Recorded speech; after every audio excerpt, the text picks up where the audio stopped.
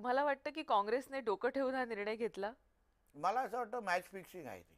बर. जसं विधानसभेला हे लोक नंतर या भारतीय जनता पक्ष आणि शिवसेनेला क्लिअर मॅन्डेट 2019ला दिलं होतं, देवेंद्र फडणवीस साहेबांच्या नावाने दिलं होतं, तरी हा नंतर उद्धव ठाकरेंनी जाऊन काँग्रेसबरोबर हात मिळवणी केली. मी तुम्हाला आज जबाबदारीने सांगतो की ह्या ठाकरे बंधूंना एकत्र येण्यामध्ये सर्वात मोठं नुकसान हे राजसाहेब ठाकरेंचं आहे. कारण उद्धव ठाकरेंचं खरं प्रेम हे काँग्रेसबरोबर आहे. ज्या पद्धतीने त्यांनी काही उमेदवार काँग्रेसच्या अंडरस्टँडिंगमध्ये घेतलेले आहेत ना, तुम्हाला फक्त 15 तारखेची वाट बघा ना. हे सगळे काँग्रेसवाले फटाके फोडण्यासाठी मातोश्रीवर गेले ना, तर मी काही हरत. हो, पण त्यांना 50 सीट्स दिल्यात त्यांनी कोणाला? मनसेला. हा ठीक आहे, पण ते त्यांच्या मर्जीचे दिले आहेत का? जिंकणारे दिले आहेत का? मग संतोष दुरीसारखे लोक बाहेर निघाले नसते? संदीप देशपांडेजी सारख्या चांगल्या कार्यकर्त्याला त्यांनी प्रक्रियेच्या बाहेर ठेवलं नसतं? त्यांना अस- त्यांना राजसाहेबांना त्यांना डॅमेजच करायचं होतं, त्यांना संपवायचंच होतं, म्हणून त्यांनी केलंय. अडकलेत राज ठाकरे असं वाटतं. दिसतं तरी असं आहे. आता शेवटी त्याचं उत्तर तेच देऊ शकतात.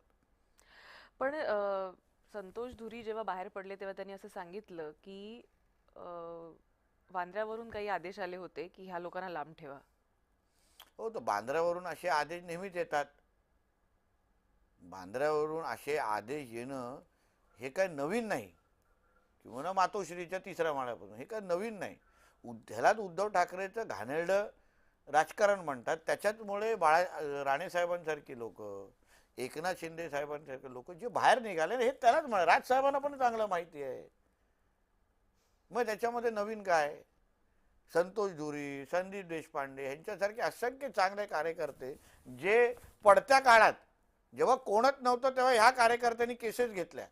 तुम्हाला आठवत असेल महाविकास आघाडीच्या काळात 15 दिवस याच उद्धव ठाकरेंनी ह्या दोघांना अटक करण्यासाठी जंग जंग पछाडलेलं, तेव्हा आमच्याच देवेंद्र फडणवीस साहेबांनी त्यांच्या 15 दिवस त्यांना मदत केली आणि ताकद दिली ना. आता त्याच उद्धव ठाकरे बरोबर तुम्ही अगर त्याला बसायला लावाल, किंवा त्याच उद्धव ठाकरेचं ऐकून तुम्ही या संतोष धुरींना आणि संदीप देशपांडेंना तिकीट पण देणार नाही, त्यांना घरी बसवाल, तर मग स्वाभिमान नाही का ह्या मुलांना?